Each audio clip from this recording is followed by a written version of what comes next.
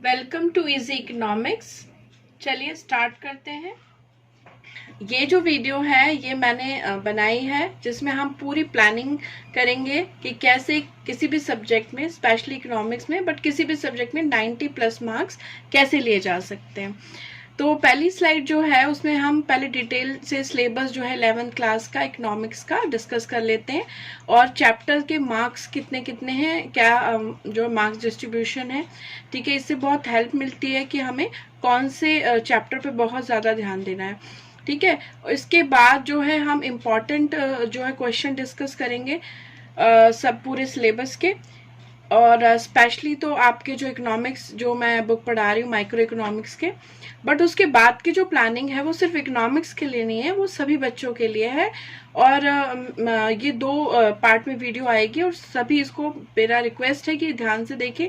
किसी भी सब्जेक्ट में अगर आपको 90 प्लस मार्क्स लेने हैं तो ये स्ट्रेटेजी फॉलो करके आप आसानी से कर सकते हैं। पर देखिए ये बात आप सभी ध्यान रखिए कि जो है मार्क्स लाना कोई ऐसे नहीं कि बच्चे का खेल है कि मैं एक ट्रिक बता दूं और आप ले आए।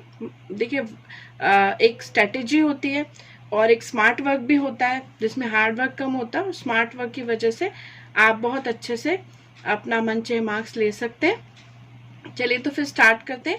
Economics syllabus of class 11th। ठीक है, यहाँ पर क्या हो, थ्योरी जो है 80 मार्क्स की है और टीचर प्रोजेक्ट वर्क देते हैं जो कि 20 मार्क्स का होता है। यानी ये तो जो है आपके प्रोजेक्ट पे डिपेंड करता है, ये आपको क्लासरूम में एग्जामिनेशन के दिन इसका टेंशन लेने की जरूरत नहीं है, ये आपके प्रोजेक्ट पे डिपेंड करता है। ये जो 80 मार्क्स है ये आपका प्रिपरेशन है और management at the time of when you are giving the exam, तो उस टाइम का मैनेजमेंट कैसा है वो आपका डिपेंड करता है। ठीक है, यहाँ पर मैंने पार्ट 1 और पार्ट 2 करके बताया है क्योंकि दो बुक्स है 11th क्लास की। ठीक है, फर्स्ट बुक जो है वो स्टैटिक्स की है। ठीक है, तो यहाँ पर स्टैटिक्स फॉर इकोनॉमिक्स 40 मार्क्स का है और इसमें मैंने 3 पार्ट में बांट दिया है बुक को। ठीक है, इंट्रोडक्शन जो स्टैटिक्स का है और collection, organisation and presentation of the data. ठीक है, जो सिंपल मतलब आप समझ लिए प्राइमरी वर्क है स्टैटिक्स का कि कलेक्शन ऑफ द डाटा, उसकी भी थोड़े से कॉन्सेप्ट्स हैं, थ्योरी है और रूल्स हैं। उसके बाद ऑर्गेनाइजेशन कैसे करते हैं और प्रेजेंट कैसे करते हैं डाटा का, क्योंकि स्टैटिक्स में presentation is very important. Different different graphs आते हैं, यहाँ पर टेबल्स डिफरेंट टाइप की होती है। तो ये लेकिन ये दोनों मिला के जो चीज़ें हैं ये 13 मार्क्स की हैं, कोई ज़्यादा मार्क्स नहीं है। ठीक है, तो और स्टैटिक्स टूल्स एंड इंटरप्रिटेशन। अब स्टैटिक्स के जो टूल्स इस्तेमाल होते हैं आपको जो है किसी भी कंक्लूजन को निकालने के लिए, और जो इंटरप्रिटेशन है यानी कि उनसे कंक्लूजन से हम जो आंसर चाहते हैं कि हम क्या निकलवा रहे हैं, हम किस चीज़ को स्केल पे देखना चाह रहे हैं। ठीक है, वो जो है ये सारा का सारा जो कैलकुलेशन वर्क है ये 27 मार्क्स का है, मैक्सिमम मार्क्स ये है। और यहाँ पर मैं बताऊँ सारा प्रैक्टिकल वर्क है जिसमें प्रैक्टिस बहुत ज़्यादा रिक्वायर्ड है, फॉर्मूलाज हैं। ठीक है, और प्रैक्टिस है। ठीक है, और कोई भी चीज़ आप ऐसे समझ लीजिए कि आप टेबल देख के समझ जाए, ऐसे नहीं, हैंड रिटन प्रैक्टिस बहुत ज़रूरी है। ठीक है, एक हाथ जो मैं आपको बता दूँ, एक चीज़ के हाथ की भी एक मेमोरी होती है। जब चीज़ें आप हाथ से करके देखते हैं ना तो वो आपके बहुत अच्छा काम करती है मेमोरी लेवल पे, और फिर वो चीज़ शायद आप भूल ना सकें, ऐसा भी होता है। नाउ पार्ट 2 जो है वो इंट्रोडक्टरी माइक्रो इकोनॉमिक्स है। इंट्रोडक्टरी माइक्रो इकोनॉमिक्स जो आप पढ़ रहे हैं, जो आप इकोनॉमिक्स में इंट्रोडक्शन से लेकर आगे तक इकोनॉमिक्स में पढ़ रहे हैं, ये बुक भी 40 मार्क्स की है। ठीक है, और इसमें है इंट्रोडक्शन। ठीक है, जिसमें इकोनॉमी का इंट्रोडक्शन है और प्रॉब्लम ऑफ इकोनॉमी है, ये सब चीज़ें, प्रोडक्शन पॉसिबिलिटी कर्व है। ठीक है, basic detail of micro economics है, वो है आपका 4 मार्क्स का, बहुत छोटा सा चैप्टर है, 1 वर्ड भी आ जाता है, कभी कभी ग्राफ भी आ जाता है। ठीक है, उसके बाद कंज्यूमर इक्विलिब्रियम एंड डिमांड।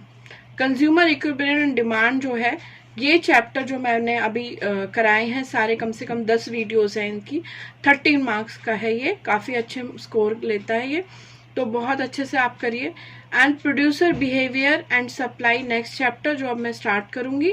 ठीक है, प्रोड्यूसर के यहाँ हमने सारा डिमांड का भी कंप्लीट किया, अब हम सप्लाई का देखेंगे, ये भी 13 मार्क्स का चैप्टर है। ठीक है, तो इन दोनों की वैल्यू बहुत ज़्यादा है। न केवल आप ये समझ लीजिए 11th क्लास के टोटल मार्क्स में इनका वैल्यू ज़्यादा है, बल्कि अगर आगे जब आप इकोनॉमिक्स में जाएंगे तो ये डिमांड एंड सप्लाई का ही सारा खेल है, तो वो चीज़ को आप बहुत अच्छे से करिए। And forms of market and price determination, different forms of market है, लास्ट वाला चैप्टर है, और प्राइस डिटर्मिनेशन कैसे होता है डिफरेंट मार्केट में। 10 मार्क्स का ये चैप्टर है, जिसमें perfect competition with single application, perfect competition में कैसे प्राइस डिटर्मिनेशन होता है ये बेसिकली बताया गया है। तो ये 10 मार्क्स का चैप्टर है। तो ये है आपका सारा मार्क्स डिस्ट्रीब्यूशन। अब आप सोच रहे होंगे कि मतलब अभी तो इन्होंने स्टार्ट ही करा माइक्रो इकोनॉमिक्स कराना, और ये क्यों सारा स्ट्रैटेजी बता रहे हैं। क्योंकि देखिए ऐसा होता है कि जब एग्जाम आने वाले होते हैं और तब मैं आपको स्ट्रैटेजी बताऊं, तब इम्पोर्टेंट चैप्टर बताऊं, मार्क्स डिस्ट्रीब्यूशन बताऊं, तो फिर वही बात हो जाती है कि जब अब पछताए क्या हो जब चिड़िया चुग गई खेत। जब आपने उस लेवल की तैयारी ही नहीं कर रखी शुरू से, और फिर कुछ दिनों में ही आप सोचें कि मैं नंबर 1 बन जाऊं, वो बहुत रेयर ही होता है। फिर भी मैं ये कह सकती हूँ कि होप कभी भी नहीं छोड़नी चाहिए। लेकिन अगर हम शुरू से ही एक प्लानिंग, एक स्ट्रैटेजी, एक वेटेज ऑफ द मार्क्स लेके चले ना, तो ये आपको एक दिशा देता है, ये आपको एक मोटिव देता है, और ये आपको एक टाइम बाउंडेशन भी देता है। और आप जो है एट लास्ट में मतलब कॉन्फिडेंटली, बिना किसी हैजल के, बिना किसी परेशानी के, क्योंकि उस टाइम सभी मतलब सब्जेक्ट के एग्जाम होते हैं, सभी के लिए आप परेशान हो रहे होते हो। तो शुरू से अगर आप स्ट्रैटेजी लेके चलोगे तो ये आपको बहुत ही हेल्पफुल रहेगा। चलिए तो फिर चलते हैं नेक्स्ट स्लाइड पर। Prepare these topics to get maximum marks. हम बात करें इकोनॉमिक्स सब्जेक्ट में अच्छे मार्क्स लेने के लिए, अभी कोई एग्जाम टाइम नहीं है, अभी आपकी स्टडी शुरू ही हुई है। तो अभी से आप एक ऐसी तैयारी करिए जो आपको पेपर टाइम में कोई हैजल ना हो, कोई टेंशन ना हो, और आप कॉन्फिडेंट रहें कि हाँ मेरी तैयारी बहुत अच्छी है। और ये तो मैं टॉपिक बता रही हूँ, लेकिन आगे जब मैं प्लानिंग डिसाइड करना बताऊंगी आपको, तो ये सभी सब्जेक्ट के लिए, कोई भी इस तरह से किसी भी सब्जेक्ट की तैयारी कर सकता है। तो ठीक है, अभी हम पहले टॉपिक इकोनॉमिक्स के पॉइंट ऑफ व्यू से डिस्कस कर लेते हैं कि कौन से टॉपिक सबसे ज़्यादा इम्पॉर्टेंट है, और ये वो टॉपिक्स हैं जिनको कंप्लीट करने से, जिनकी अच्छे से स्टडी करने से और प्रैक्टिस करने से आप कॉन्फिडेंट भी होंगे, आप एग्जाम टाइम में मोस्ट ऑफ द मार्क्स जो है स्कोर कर सकते हो। तो चलते हैं फिर टॉपिक पे बात करते हैं। देखिए, प्रोडक्शन पॉसिबिलिटी कर्व, ये मेरी वीडियो में सबसे फर्स्ट सेकंड वीडियो जो थी उनमें ये कवर हुआ था टॉपिक, और ये सारे ही टॉपिक या तो कवर हो चुके हैं या मैं आगे आने वाली वीडियो में धीरे धीरे करके कवर कराऊंगी। और आप जब थोरो स्टडी करिएगा, थोरो रीडिंग करिएगा बुक से, तो भी इन चीज़ों को, पॉइंट्स को बहुत ध्यान से और बहुत कॉन्सेंट्रेटिवली करिएगा। क्योंकि देखिए, एक तरीका तो ये होता है कि हम चीज़ों को रीड करते जाते हैं और बाद में हम देखते हैं कि भाई क्या एग्जाम में आता है, और एक होता है हम पहले से ही इम्पोर्टेंट पॉइंट्स को जानते हैं, तो जो हमारा नज़रिया होता है ना उसको स्टडी करने का, वो थोड़ा बदल जाता है, हमारा कॉन्शियस लेवल हाई हो जाता है उसके प्रति, और हम जो है बहुत ही कॉन्सेंट्रेटिवली उसे पढ़ते हैं, और हमारा को इंटरेस्ट भी जनरेट होता है कि हाँ मैं कोई बहुत इंपॉर्टेंट टॉपिक पढ़ रहा हूँ जो बाद में भी मुझे बहुत हेल्प करेगा अच्छे मार्क्स स्कोर करने के लिए। क्योंकि आप जो पढ़ रहे हैं वो नॉलेज के लिए पढ़ रहे हैं, तो ये वो टॉपिक हैं जो आगे न केवल ये इस क्लास में 11th क्लास में, बल्कि आगे आपके फर्स्ट सेकेंड ईयर में जब आप जाएंगे ना, तो वहाँ सब भी, और कॉम्पिटिटिव एग्जाम में भी ये आएंगे। तो आप समझ लीजिए कि आप अपना बहुत अच्छा बेस तैयार करेंगे 11th क्लास के लिए और आगे इकोनॉमिक्स में भी। इसके अलावा और मार्क्स तो आप अच्छे स्कोर करेंगे कि जब इनको आप तैयार कर लेंगे। ठीक है, तो पहला टॉपिक था प्रोडक्शन पॉसिबिलिटी कर्व। नेक्स्ट है प्रॉब्लम ऑफ द इकोनॉमी, वो हमने फर्स्ट वीडियो में अच्छे से डिस्कस किया था, please go through the all videos. Now elasticity of demand. अब इलास्टिसिटी ऑफ डिमांड यानी फ्लक्चुएशन इन डिमांड, और वो किस किस की वजह से होती है, बहुत सारे रीजंस होते हैं, लेकिन बेसिकली जो इलास्टिसिटी कैलकुलेट की जाती है, ठीक है, वो होती है income elasticity, cross elasticity and the price elasticity. इसके बाद आता है factor other than the price affect the demand, यानी कि डिमांड को अफेक्ट करने वाले प्राइस से अलग कौन कौन से फैक्टर है उनके बारे में डिटेल, जिसमें इनकम भी है, सब्स्टिट्यूशनल गुड भी है, वेदर कंडीशन भी है और बहुत सारे रीजंस हैं, और इनको टुगेदरली हम बोलते हैं डिटर्मिनेंट्स ऑफ डिमांड। ठीक है, इसका एक फंक्शन भी होता है और ये एक जो है इक्वेशन के रूप में लिखे जाते हैं, तो वो डिटर्मिनेंट्स ऑफ डिमांड में हेडिंग में आएंगे और अच्छे से आप मेहनत से करिएगा। अब practice all type of price elasticity. अब प्राइस इलास्टिसिटी कितने टाइप की होती है ये थ्योरेटिकली जानना जरूरी है, लेकिन प्रैक्टिकली आपको प्राइस इलास्टिसिटी कैलकुलेट करना, जो 3 मेथड है वो कौन से हैं? परसेंटेज मेथड, रिसेंट वीडियो में मैंने कवर किया था, और है आपका ज्योमेट्रिकल पॉइंट मेथड, और है एक्सपेंडिचर मेथड। तो वो आपको प्रैक्टिकली करने आने चाहिए क्योंकि उससे रिलेटेड सम्स आते हैं, स्केड्यूल्स आते हैं।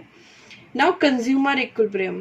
कंज्यूमर इक्विलिब्रियम, कंज्यूम का सेटिस्फाइड लेवल, और ये एक छोटा क्वेश्चन भी आ जाता है। इसके अलावा कंज्यूमर इक्विलिब्रियम को गेट करने के लिए कौन कौन सी अप्रोचेज हैं, तो वो है यूटिलिटी अप्रोच और इंडिफरेंस कर्व। तो ये टॉपिक जो तीनों हैं ये एक दूसरे से इंटरकनेक्टेड है, बट ये अलग अलग भी आ जा सकते हैं और एक बड़ा क्वेश्चन में ये तीनों पूछे जा सकते हैं। तो ये बहुत इंपॉर्टेंट टॉपिक है, इकोनॉमिक पॉइंट ऑफ व्यू से भी ये आगे तक एग्जाम में आगे जितना फर्दर आप स्टडी करेंगे उनमें भी आएंगे, और यहाँ पर भी बहुत इंपॉर्टेंट है आपके 11th क्लास में। चलिए फिर और टॉपिक थोड़े से और डिस्कस करते हैं नेक्स्ट स्लाइड में।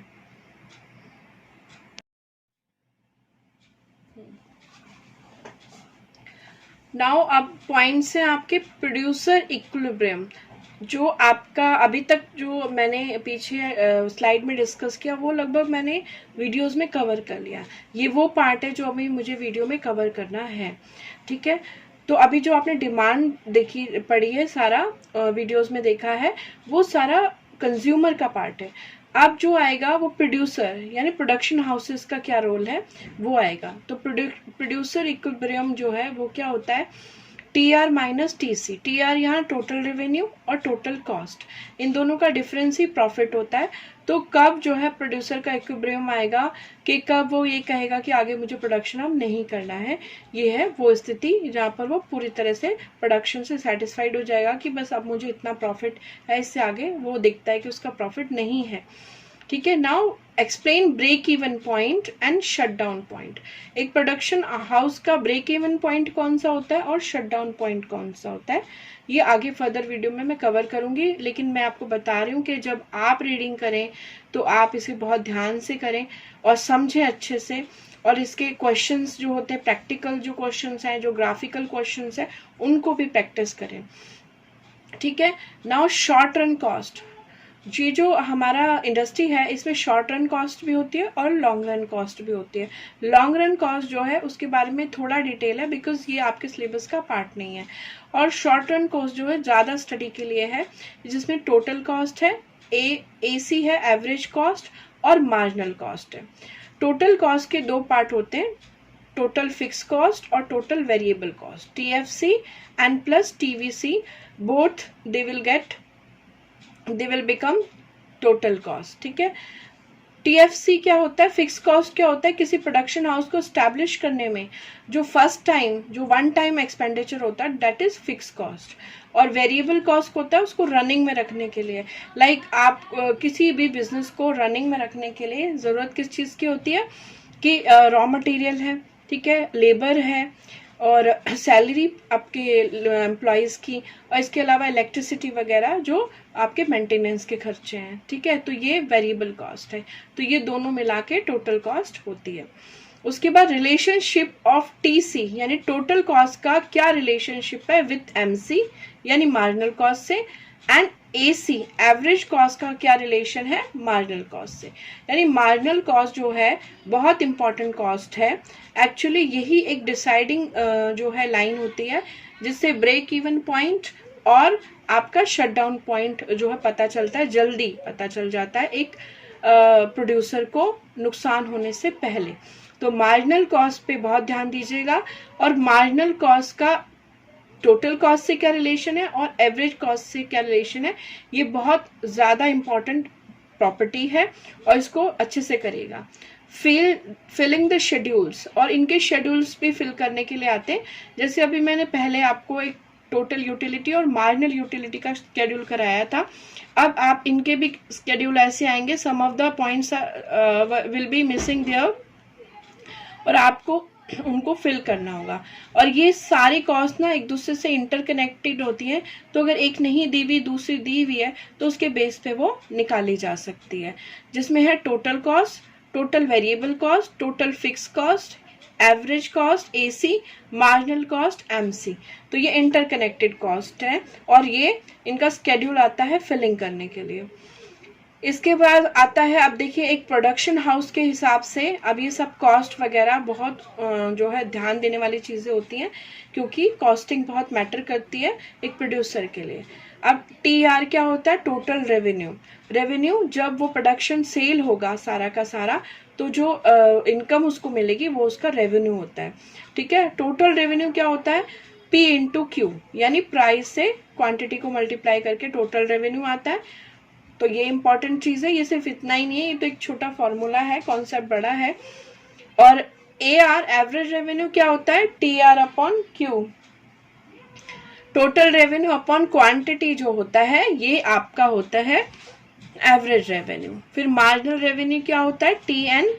TRN minus TRN minus 1।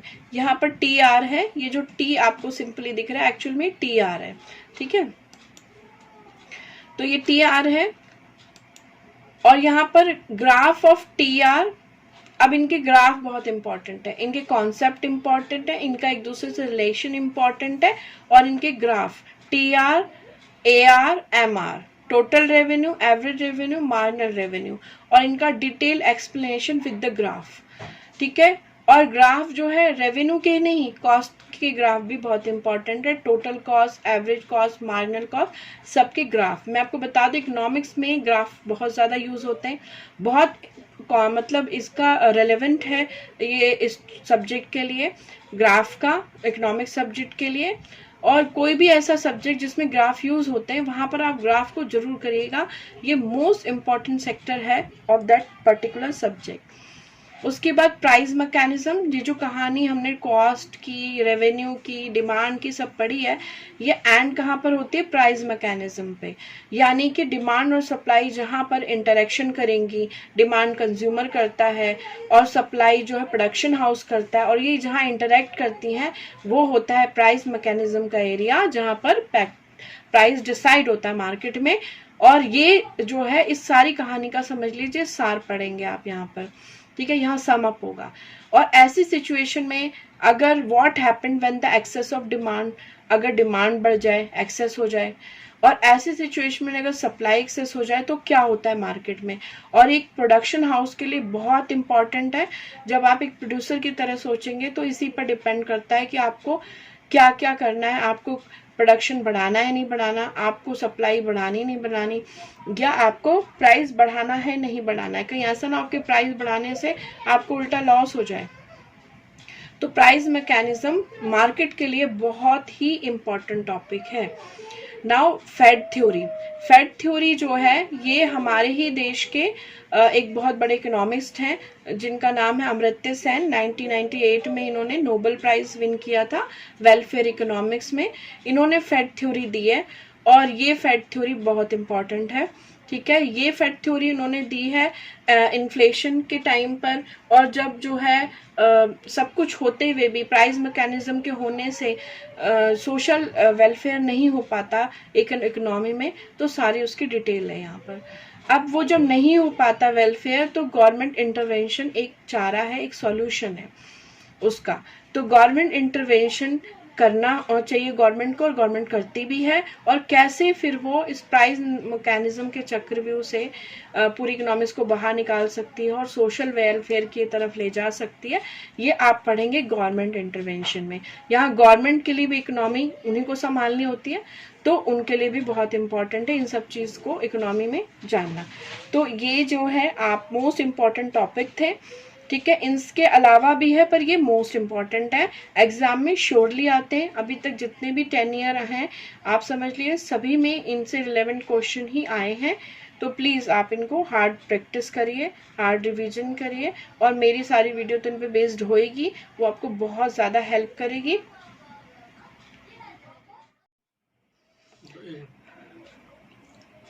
Reason to prepare these topics. अब मैंने वैसे तो काफ़ी रीजंस आपको दे दिए हैं कि हमारे लिए टॉपिक बहुत इम्पॉर्टेंट है और आपको प्रैक्टिस करनी है, लेकिन क्यों करनी है एक बार हम और बात कर लेते हैं, क्योंकि मोस्ट इम्पॉर्टेंट टॉपिक है। ठीक है, इससे सारा सिलेबस भी आपका कवर हो जाएगा, क्योंकि ये हर चैप्टर में से लिए गए, तो ऑलमोस्ट, और ये और टॉपिक से इंटरकनेक्टेड है। तो जब आप इन्हें पढ़ेंगे, इनसे कनेक्टेड टॉपिक्स पढ़ेंगे, तो almost you will cover whole the syllabus. Strengthen the whole syllabus, ये पूरे सिलेबस की स्ट्रेंथ है। अगर आपने ये टॉपिक प्रिपेयर कर लिए तो इकोनॉमिक्स आपका मतलब स्ट्रेंथ बन जाएगा, आप समझिए। और आगे जब भी आप फर्दर स्टडी करोगे, या जिनको इकोनॉमिक्स में अपना करियर बनाना है, उनके लिए तो समझिए कि आपने अपना बेस बना लिया। ठीक है, उसके बाद ऑब्वियसली सिलेबस आपका, जो आपका सब्जेक्ट स्ट्रांग हो जाएगा तो मार्क्स तो हाईएस्ट आपके आएंगे ही।